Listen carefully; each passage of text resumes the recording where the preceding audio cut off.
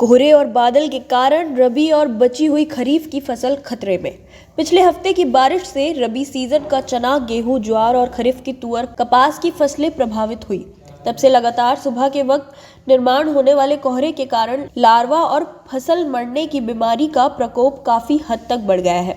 किसानों को डर है कि खरीफ के पीछे पीछे अब रबी सीजन खतरे में पड़ जाएगा। नांदेड़ जिले में पिछले 8 दिनों में बेमौसम बारिश हुई। जैसे ही बेमौसम बारिश रुकती है कि उसके 2 दिन बाद तुरंत फिर से आसमान में बादल छा जाते हैं। कम दबाव का पट्टा निर्माण होने से चक्रवात मिचौंग ने दस्तक देकर आंध्र प्रदेश, तेलंगाना, उड़ीसा, छत्तीसगढ़, विदर्भ, रायलसीमा में भारी बारिश हुई है। उसका असर अब महाराष्ट्र में भी देखने को मिल रहा है। महाराष्ट्र के नांदेड़ जिले में 3 दिन बादल छाए रहने से ठंड का माहौल निर्माण हुआ। इसके अलावा अब 2-3 दिनों से कोहरे की मात्रा भी बढ़ गई है। सुबह के वक्त शहर व ग्रामीण हल्के में कोहरा छाए रहने के कारण किसानों की खेती में स्थित खरीफ की तुअर और कपास की फसल पर कीड़ों का प्रकोप बढ़ गया है तथा कुछ स्थानों पर फसलें मुरझा रही है तथा फलियां पकने से पहले ही नष्ट हो गई हैं। चने की फसल पर झुलसा रोग का प्रकोप हो गया है।